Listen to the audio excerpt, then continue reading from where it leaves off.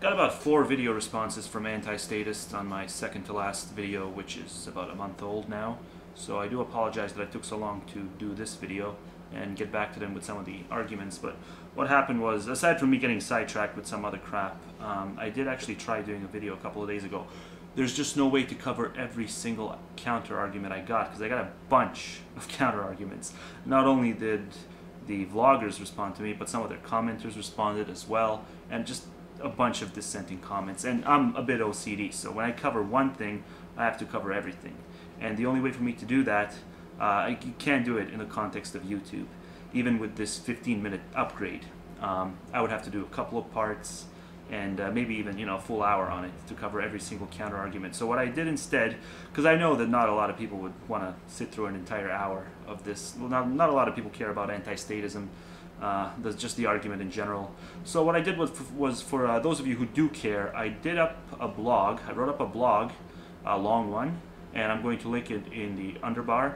And if you're interested in this argument, every single counter argument I made to the arguments I got can be found below. So it's a long read, but it's a decent read, so if you're interested, that's where it is. And on top of that, I'll just point out in this video just one more thing that I didn't get a chance to address in the blog, but about this entire argument, because I will argue to an extent. I'll agree with the anti-statist to an extent when it comes to the fruit of my labor argument. There should be no claim on that by some sort of a collective need. I'll agree with that to an extent. But before we can get into the nitty-gritty of that, we need to acknowledge that there's this huge premise that we're all completely ignoring. Especially when the anti-statists make their argument, because they paint it out as if once you eliminate the state, there will be this ownership of the fruits of labor. They're implying that it would all be a straight line, but it would not. And all you have to do is consider the fact that most people, the richest people in the world today, and throughout history, throughout most of recorded history at least, the richest people in the world, due to a little thing called nepotism, the richest people in the world inherited their profession. Okay, so they were just pretty much born into it.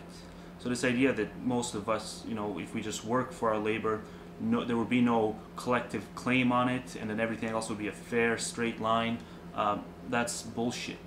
And we do need to create some sort of fairness, some sort of balances to an extent. If we're going to make this argument, this what I earn should not be wasted in some sort of a sloppy way, because you can't ignore the inheritance factor. It's a huge factor. Most of the wealth that exists today is inherited wealth. And I'm not proposing an outright ban, but if we're going to do away with taxation, what are you going to have left to ensure that there's going to be a thing called fairness?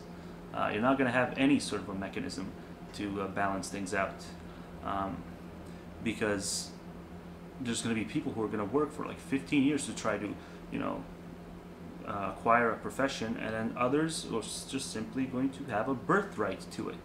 And you can't deny that fact, because you guys do focus on this idea of fairness, and if that's going to be one of the main focuses, then you simply cannot completely ignore the inheritance factor.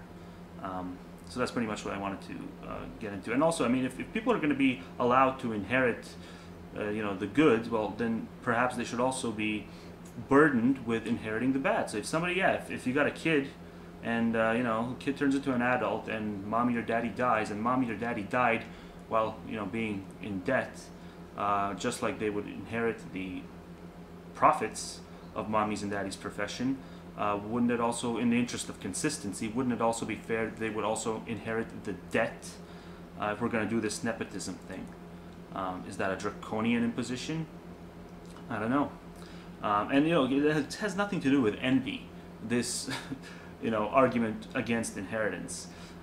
It just simply has to do with the fact that if we're going to do this straight line, because a lot of people will accuse anyone who talks about putting some sort of tax burden on inheritance, they'll throw in this envy argument, and you're just jealous because you're born in a shitty circumstance. It's got nothing to do with that. It has to do with a straight line, all right? And it's not going to exist.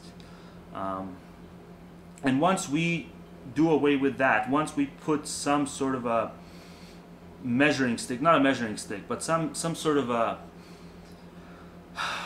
I don't even know how to explain it, but something, because I'm not hearing any sort of proposals. Once we do that, then we can start talking about the completely fair line. And I would be willing to concede that there's certain programs that, yeah, people shouldn't be forced into then. You know, this pension plan crap where everybody has to pay for it. I know where I'm from, everybody has to. You can't opt out of your pension plan, for example. So yeah, I might get deducted every single paycheck for a pension plan for which I might not even use at all. Because yeah, I might die one day into my retirement. And then yeah, the government would keep that money. And somebody else would reap the benefits of it. Somebody else who worked like 10 times less than I do, but you know, still in some capacity was enrolled in the pension plan. And then there's the public education system, which I've argued against before. The idea that we have to enroll in all these classes in order to be given the opportunity to take this final exam, which is the only way to get the degree, is to pass the damn final exam, pass it with flying colors. And there's this presumption made that you're not going to be able to do it unless you attend these courses. But there's people who are perfectly capable of gleaning information without having to pay for a teacher's profession, because that's basically all tuition is. All you're doing is paying for a teacher's profession. And if somebody can demonstrate a capacity to glean enough information to pass a final exam with flying colors, allow them to do that. Allow them that option. Allow them to take the fucking test without obliging them to pay tuition for like 10 years. You know, let them go at their own pace. The only thing that they should have to pay for is, yeah, pay someone $20 to grade the test, and then pay them like, 50 cents to run the test, the multiple choice part of the test. Pay them like a couple of quarters to run it through a machine, and that's it. You've covered your cost. And if you fail, you fail. Okay, and for the people who fail, then they can think about it and they can consider, well, you know what, I failed, so maybe I do need this hands-on education bullshit. But for those who don't, for those who do pass, because there is a percentage of us who can do these, pass these tests without having to pay for them, pay for 10 years worth of courses in order to be given the opportunity to take them in the first place. So make it available for everyone to do. And there's just no harm. The only harm comes in from this teachers union crap, which would kill the teachers profession if we allowed people to do that. So there's just all these, and it may be, and this may be a stretch, but I'd also make the argument for healthcare if, okay, it's a big if being allowed to opt out of your healthcare plan would not prove to be disastrous as far as the overall prices of everybody else's healthcare when shit hits the fan.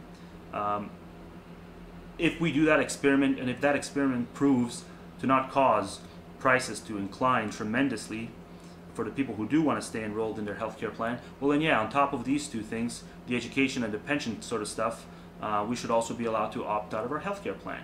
Because there's people who are healthy their entire lives, who are perfectly capable of saving enough money if some sort of a disaster strikes, and they would be able to.